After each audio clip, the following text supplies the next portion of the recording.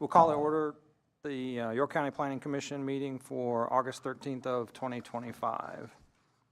The Code of Virginia requires local governments to have a planning commission, the purpose of which is to advise the Board of Supervisors on land use and planning issues affecting the county. This responsibility is exercised through recommendations conveyed by resolutions or other official means and are all matters of public record. The commission is comprised of 7 citizen volunteers appointed by the board, with 1 representative from each voting district and 2 at-large members. And can we have a roll call, please? Mr. Chamberlain. Here. Mr. Brooks. Here. Mr. King. Here. Mr. Kreiner. Here. Mr. Smith. Here. Mr. Rossmer. Here. Mr. Chairman, you have a quorum. Please stand for the Pledge of Allegiance. To the flag of the United States of America and to the republic for which it stands, one nation, under God, indivisible, with liberty and justice for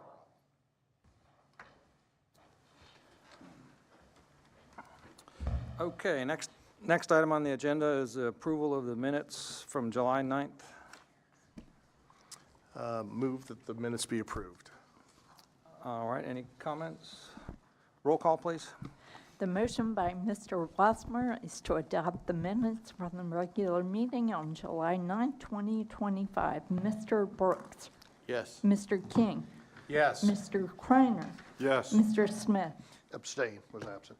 Mr. Rossmer. Yes. Mr. Chamberlain. Yes. Motion passes. At this point, we will open for citizen comments. A citizen comment period is an opportunity for citizens to address the commission on any issue that's not on tonight's agenda. Anybody wish to speak? No citizen comments. We'll move on to the first public hearing. And staff.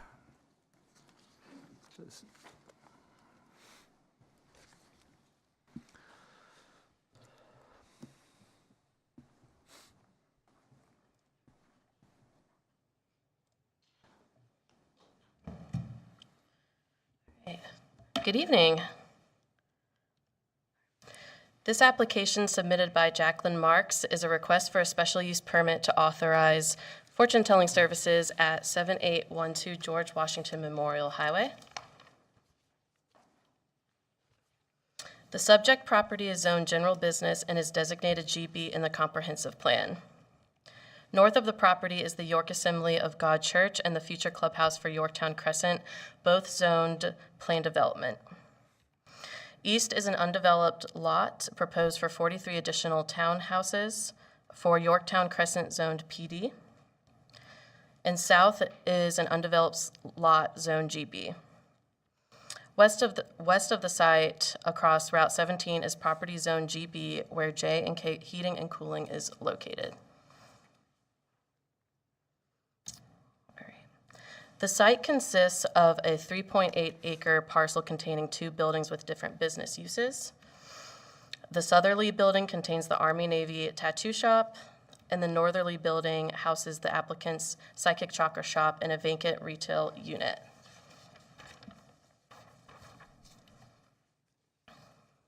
The applicant is seeking authorization to operate a psychic chakra shop. For those of you who don't know what a psychic chakra shop is, it's a business that offers services such as psychic readings through tarot card readings or mediumship, and chakra balancing, a spiritual healing practice focused on aligning the body's energy centers. The applicant has been operating under a business license since 2021 that allows for the sale of retail candles, stones, jewelry, clothing, and services for a chakra healing session. A recent site review found the addition of fortune-telling services, which requires a special use permit in the general business district. This request seeks to bring the business into zoning compliance. All right. So services offered with the business include chakra balancing, psychic readings, tarot card readings, meditation support, spiritual life coaching, and Reiki healing energy. The shop will also offer retail sales of metaphysical items such as crystals, incense, candles, and natural wellness products. The business operates by appointment only.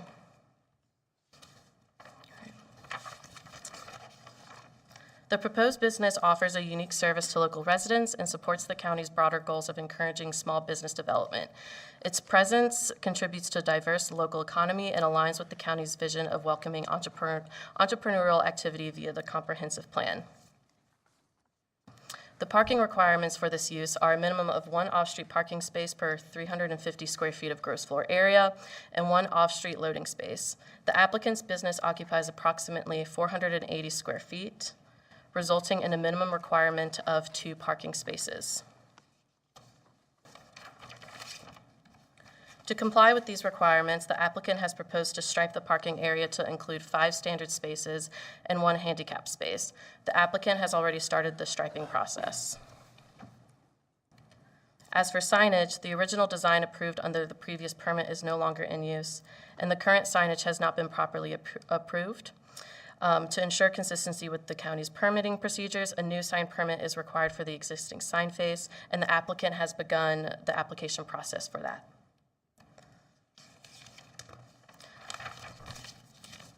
So in conclusion, the applicant is requesting a special use permit to operate a psychic chakra shop that will bring the owner into compliance with the zoning ordinance.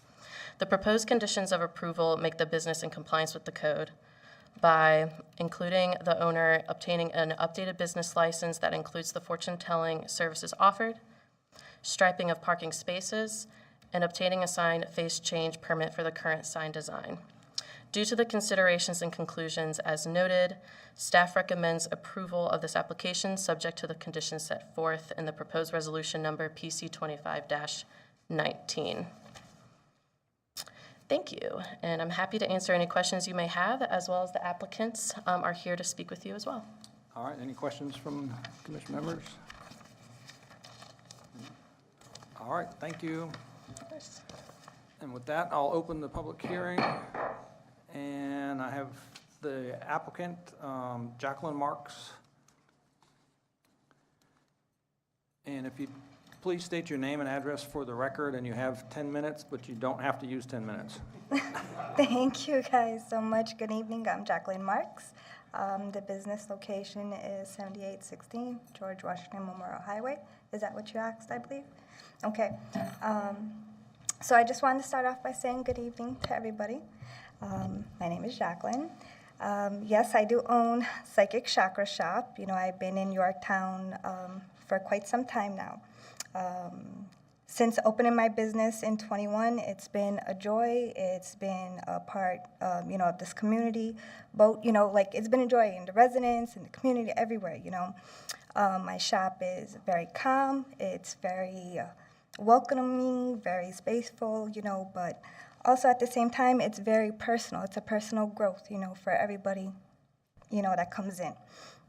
But I also wanted to let you guys know I'm very committed to following all the zoning, all the planning, all the requirements, and everything that comes along with that. But so far, I, you know, done everything that you guys already requested for, like she was saying. But that's it. I'm really happy, you know, to be a part of the culture, the economy, the everything that you guys have going on to at this present time.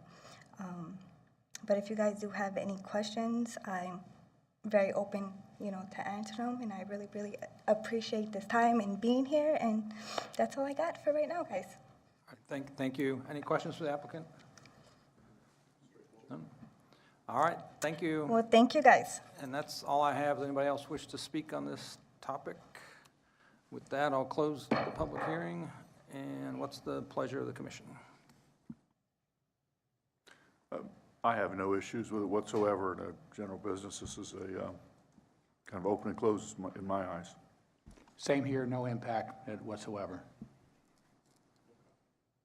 Agree with everyone.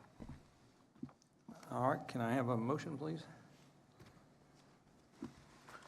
I'll move, go ahead.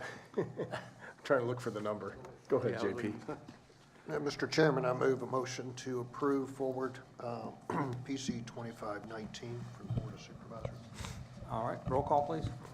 The motion by Mr. Smith is to adopt PC 25-19 to recommend approval of a special use permit to authorize the establishment of fortune telling and retail located at 7812 George Washington Memorial Highway. Mr. King, Yes. Mr. Kleiner, Yes. Mr. Smith, Yes. Mr. Wassmer, Absolutely. Mr. Absolutely. Brooks. Yes. Sorry. Yes. Mr. Chamberlain. Yes. Motion passes. Thank you. All right, thank you. Our next one is the housekeeping amendments. Staff?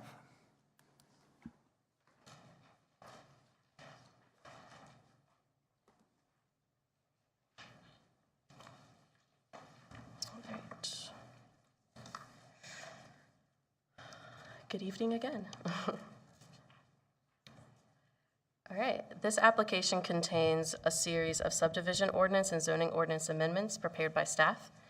They are intended to address several areas where changes have been recommended for consideration in response to citizen requests, and questions or concerns that have arisen in the context of the day-to-day administration of both ordinances. All right. So the following changes pertain to the subdivision ordinance. New archaeological study review fees were approved and added to the section this past May, with existing rates covering Phase 1 through 3 studies. This proposed revision adds a fee for other required study types. These changes are to comply with the Code of Virginia. Initial plan or plat submittals now must be reviewed by the county within 40 days. Second submittals within 30 days. And the third or subsequent submittal must be reviewed within 14 days of receipt. In keeping with current submittal practices, this proposed change reduces the number of printed paper copies of a subdivision plan or plat that must be submitted for review to the county from 13 to 3. This minor change is proposed to remove the requirement to submit final record plats on Mylar/polyester material, as the clerk's office of the circuit court now accepts paper plats for recordation. This section removes expired COVID-19 related approval extension provisions previously granted by the General Assembly.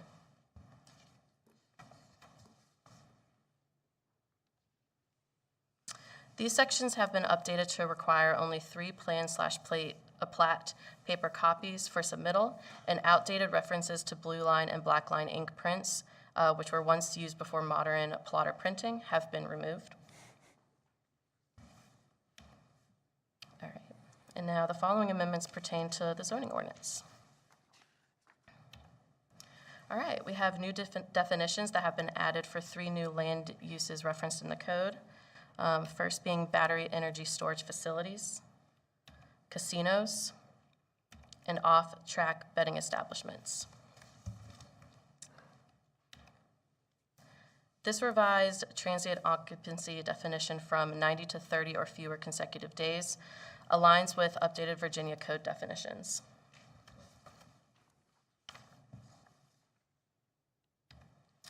Just like in the subdivision ordinance, this proposed revision adds a fee for other required study types. This change establishes an expiration date for voluntarily deferred applications. Currently, such applications can remain in limbo indefinitely, even as conditions and factors influencing staff and the Planning Commission recommendations may have changed. Just like in the subdivision code, this section removes expired COVID-19 related approval extension provisions. This screening change clarifies that front yard HVAC equipment must be screened from view from public streets and adjacent properties. And for the home occupations division in the code, minor grammatical errors have been corrected.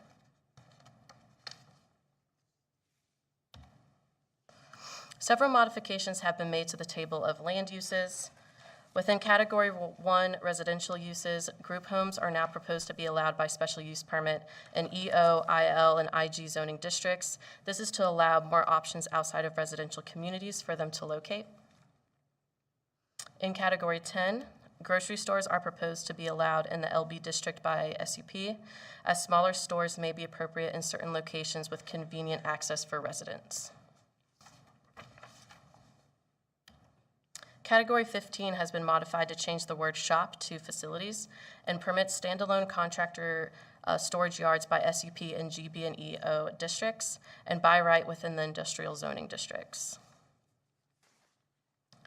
Category 17 adds a new land use, battery energy storage systems, which support grid reliability by storing and releasing electricity on demand.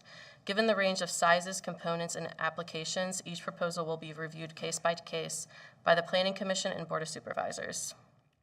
Therefore, battery energy storage systems are proposed to be permitted by SUP and EO, IL, and IG districts. And now I will let Jeannie take over.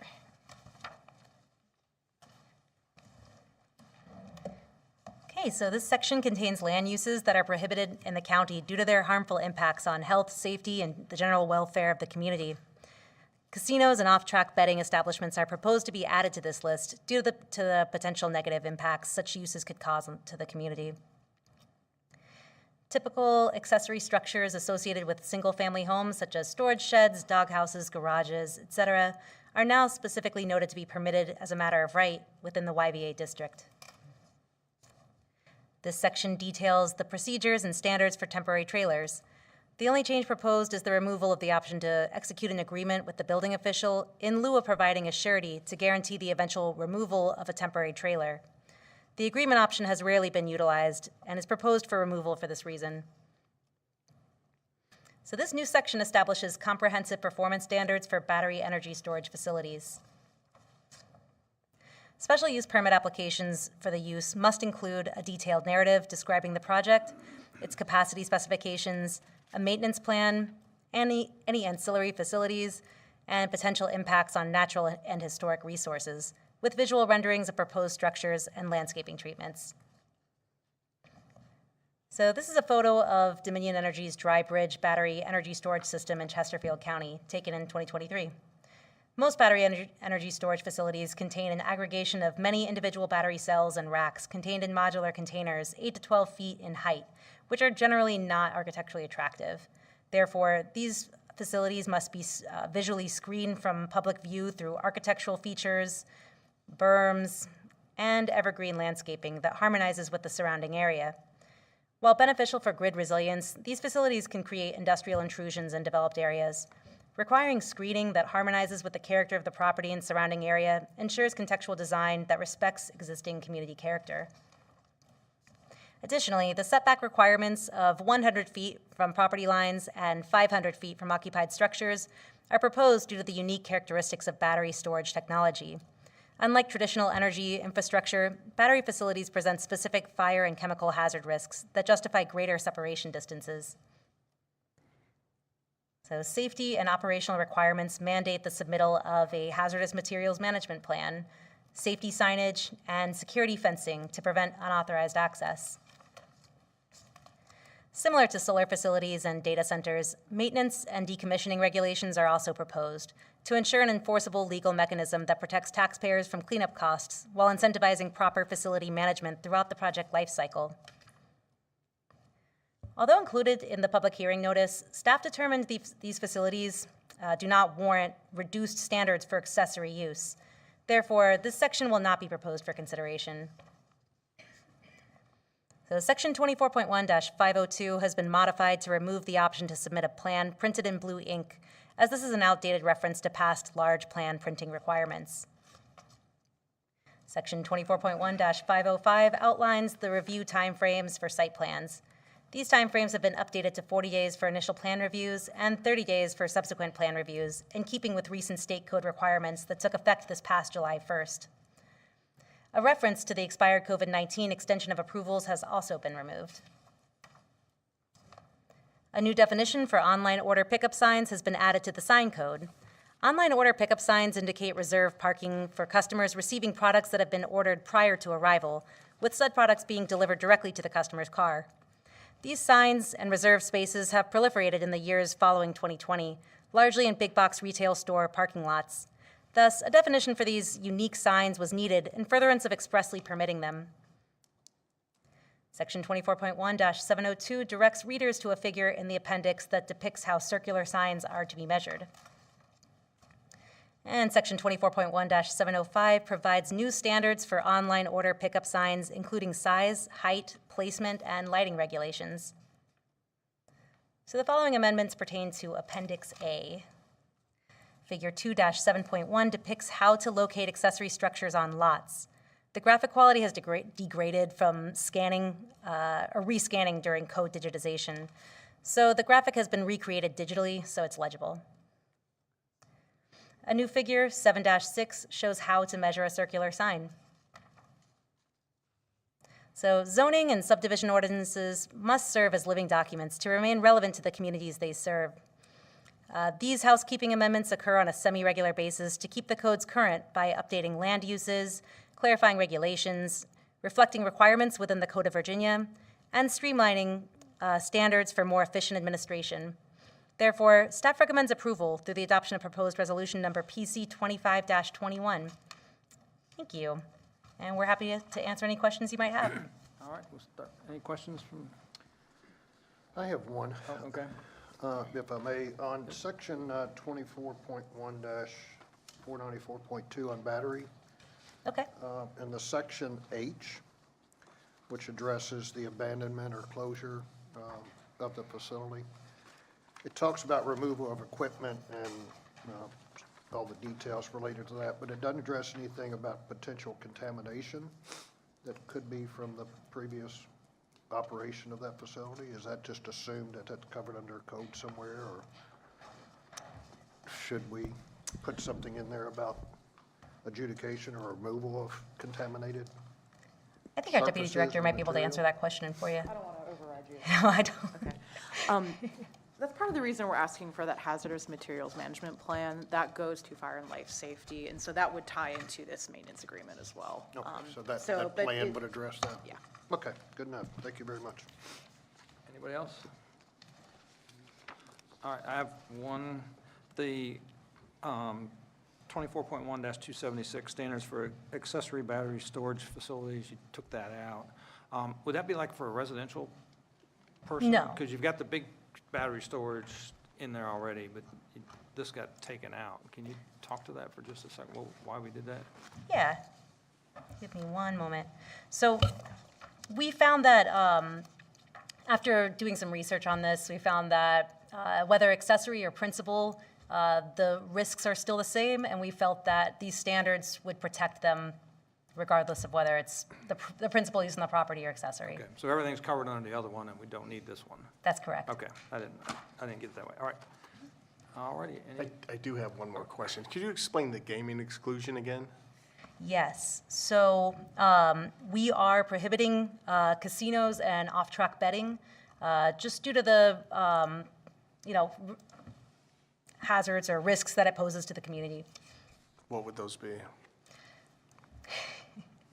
I think our deputy director might be able to help you with that. So Okay. I'll just be honest, this was a request that was given to us from the Board of Supervisors to prohibit these kinds of uses in the county because they were concerned with how they might impact the community being here in York County and the character that this community has. So right now, they're not allowed in the zoning ordinance because they're not listed. This prohibition just clarifies that these uses would be prohibited. All right, thanks. Yeah, under section 25-13 fees, when it comes to archaeology, you've got these deposits, which, that's great. But I want to make sure the applicant knows they're just deposits.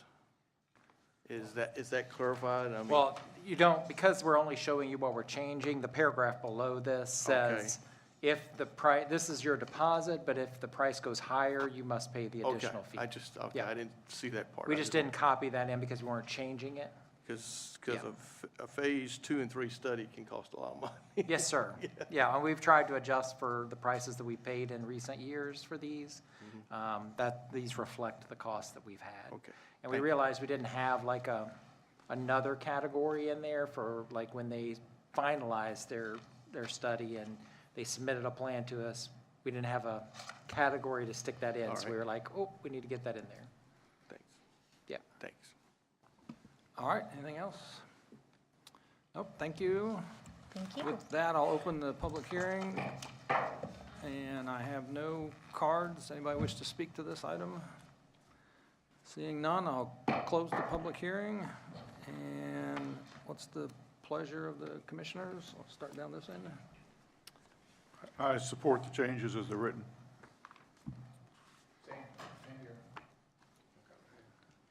JB? Same. All right, with that, I'll entertain a motion. PC 25-21, if anybody needs it. Mr. Chairman, I propose that we forward PC 25-21 to the Board of Supervisors with a recommendation of approval. All right, roll call, please. The motion by Mr. King is to adopt PC 25-21 to recommend approval of amendments to the York County subdivision ordinance and the York County zoning ordinance. Mr. Craner, Yes. Mr. Smith, Yes. Mr. Wassmer, No. Mr. Brooks, Yes. Mr. King, Yes.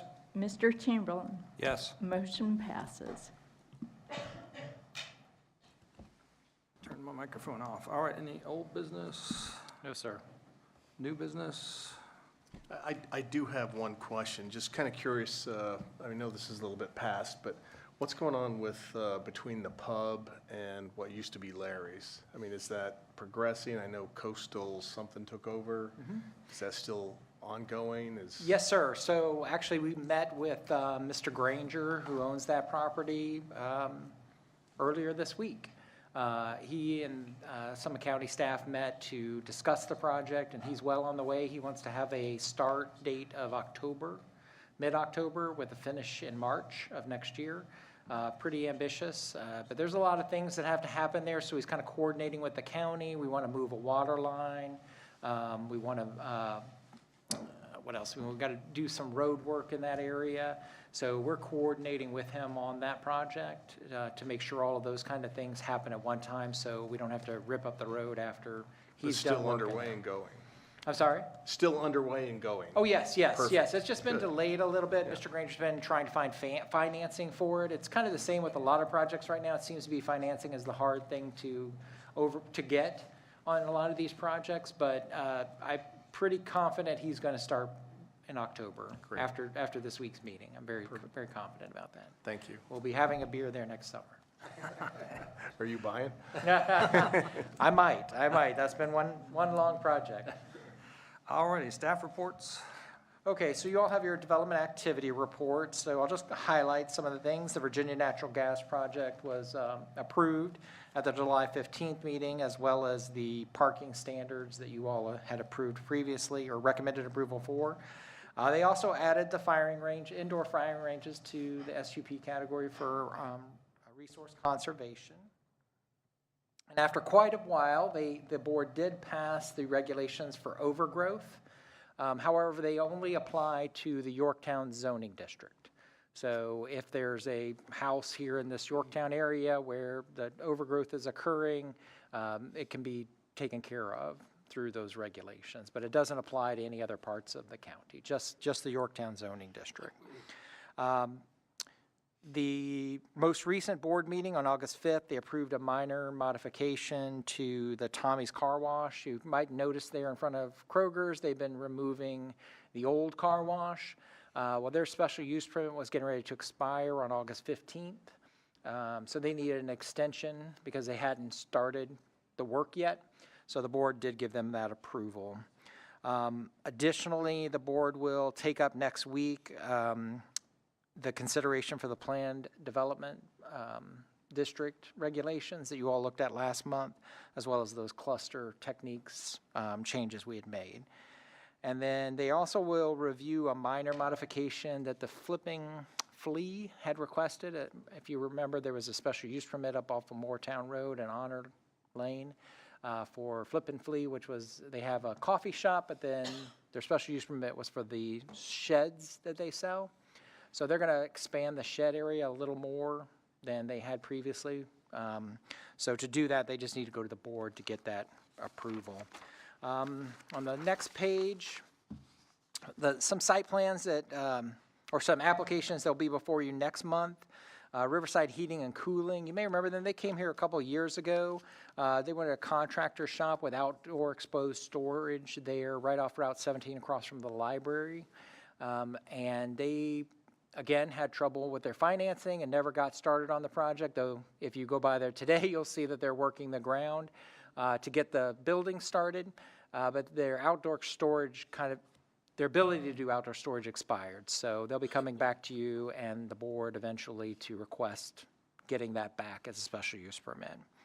And then also Little G.I. Joe's down on 17 and Victory Boulevard is requesting to do firearm sales and service in their shop there. That's something we had realized they were doing, but we didn't know they were doing. So they're coming in to get approval for that. You probably saw Caitlin's email today about the small modular reactors. We had some staff discussion today. We realized it's a little bit larger than we thought it was going to be, so we really need a little bit more time. So she pushed that work session back to October for you all. Site plans of interest, you'll probably see there on the bottom of that page, third from the bottom, the proposed self-ice machine at Roberts Furniture. Site plan for that was approved, so they should start installing that ice machine here maybe in the next month or two. So that's a new thing based off the ordinance change you all made with the housekeeping amendments the last time. And then flipping to the next page, the Yorktown Crescent Redstone project. That is the Publix grocery store that'll be going in there at Fort Eustis Boulevard and Route 17. So they have submitted their first site plan review, and I think we gave it back to them on Friday. So we'll be expecting comments back from that. If I may, Mr. Chairman, comment. When the ice machine application came through, I was kind of critical of some of his locations that I'd witnessed in Newport News. I've been meaning to say this, but they look very nice, cleaned them all up, and it's something worthy of something having in the county. I was worried at the time, based on what I saw of his machines in Newport News, that they were going to look like that here. Apparently, he's addressed it, and I just want to publicly acknowledge that. Thank you. Thank you. That'll be pretty cool. Very cool. Icy cool. And then at the bottom of that page, I'll note that Chipotle did submit their first review for site plan, and we just sent that out, their review comments out to them today. And then also we're reviewing the Battlefield Trust Trail that was approved there off Crawford Road. They submitted their site plan also, and that's under review right now. Those are the main things. The other thing I wanted to talk with you about is the Virginia General Assembly changed the Virginia Code to require us to reduce our timelines when it comes to site plan and plat review. And you notice some of those changes in our housekeeping amendments where those changes move. So we've gone from a 60-day review for the first application to 40 days. And for a second review, it went from 45 days down to 30. And then third and subsequent reviews are now 14 days. So we are really working hard to implement those changes with what staff is doing. But I did want to just tell you all that as in the public forum that we are working to implement those changes and make those reviews happen on those timelines. It's very tight, but we are working hard to make it happen, and staff is doing a very good job right now to keep up with that. We're putting some things in place that will make it a little more easy for staff to do those things, as well as make sure that applicants are actually submitting everything that they have to submit in the first go-round, rather than us kind of taking an application and kind of waiting for them to slowly filter in things as we kind of have done it in the past. So I would guess we're not being nice guys as we used to be and accepting everything that comes in, but we're making sure that they have everything, because the shorter deadline really impacts us when we don't have all the information. And that's all we have. Thank you. All righty. Any committee reports, commission reports? With that, we stand adjourned. Thank you.